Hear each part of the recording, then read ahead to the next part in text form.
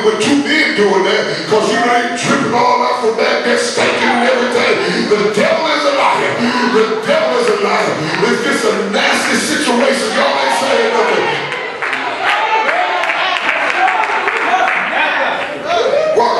Luke 22:32, but I have prayed for thee, that thy faith fail not.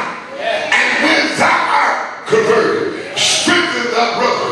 He didn't tell you when you get saved to run around like some of them and call yourself talking and witnessing to folk and you live in fire. He said when you are changed, then go and help somebody else change. The worst thing you do is tell me to wash up and you must be saved now. And let me tell you, deodorant is a must. Say amen, somebody. You can't wash up and don't put nothing on the whole head. Amen, y'all. And the worst fuck is to be dirty and you ain't washed up and put on new clothes or cologne. Say amen. Some folk are like that in the spirit. They look good on the outside, but on the inside, they're full of dead men's bones. Now, we all have struggles, but what the word do, the Bible said, that you are clean when you are washed through the word. So the word of God is supposed to clean us, but you can't get washed unless you take your clothes and put them in the washing machine. You got to come here and be agitated. You know when you get that washing machine, amen, it takes you through different cycles. Say amen, somebody. Amen. It breaks the dirt down. It soaks the dirt. It breaks it down. And it agitates it. Then it spins until it's almost dry. And then you got to take it out and put it in the dryer. But they can't get clean, say amen, unless you put them in the washing machine. And you can't get clean unless you come in the church. Come on, somebody. I'm talking about a church where they preach it. It ought to convict you when you're doing stuff that's not like God. It ought to bother you when you save and sanctify and you do stuff that is not like God. Y'all ain't talking to me here. Look at somebody say, stay in the church. Don't you let the devil stop you. Tell your neighbor, stay in the church. Don't you let the devil, amen, make you think it's all right to have one foot over here and one foot over there. And you got a strain right here. Tell your neighbor, get both feet in. Tell them you may be messed up, but stay there. Tell them you may come short, but stay in the church. I got to come on in, it's cool in here today. See, we don't want this today. They teach this. They want to keep you coming. That's right. Amen. Yeah. But no, you got to tell folk how to stay here. And let them know that it ain't going to always be Sunday, and some Sundays are going to be good. Tell your neighbor, I don't care what it looks like, I'm in here. Luke 22:33, he said unto him, Lord, I am ready to go with thee, both into prison and to death. Is anybody that committed? Because we about to see how committed you are. When they tell you that you can't keep your 501c3 status as a church unless you marry same-sex people.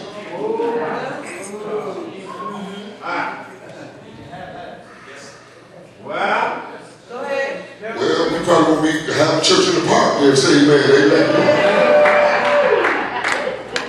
Because I stood for the devil and I didn't care about those. When I was doing wrong, I didn't even care about the fact that if I got caught, I could go to prison or get killed. Isn't that something? Amen. You won't come to church at night, but you'll go to the club. Amen. You wait till everybody's in the club and you a woman and walking in the club by yourself because you want to see your new clothes. Y'all ain't saying nothing. But when it comes to church, I would have came, but I ain't have nobody to come with me.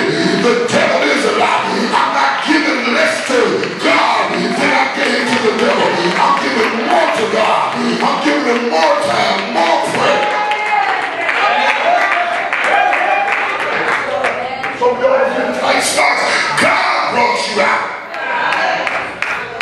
Brother Mitchell was in the back telling me about the Lord. How the Lord blessed him. He and his brother, amen, were out fishing and pulling that big old Suburban in the 20-foot boat. And there was dust out and they was coming home. And where they were coming, it was big concrete slabs on either side and a drop.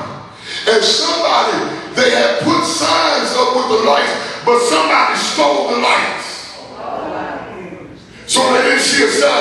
and came through there and could not be naked. Say, it was so close, he had to pull his arm in the truck. And if he would have made that wrong turn because they didn't know that it was the embankment was there till they got right up on it, that if that boat would have went over, that truck would have went over, say, man, they could have been crushed. But he said, the Lord is good to me. He came and sat him out and said, Pastor, I got to go. I got to tell you that the Lord is good to me.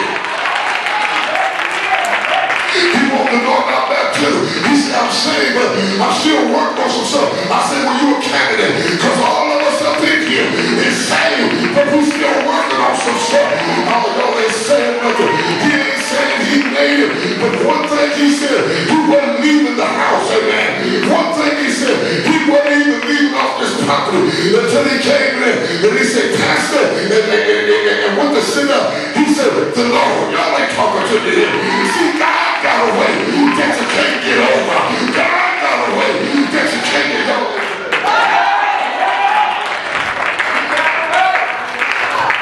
Sometimes it's looking like people ain't working, God ain't working, and God is moving.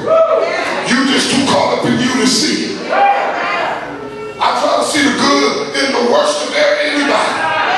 Nobody in this church can ever say, I rejected you because of your lifestyle. I tell you that God, I'll help you get right.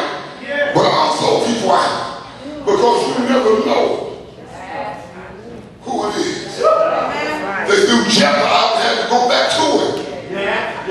Y'all ain't saying nothing.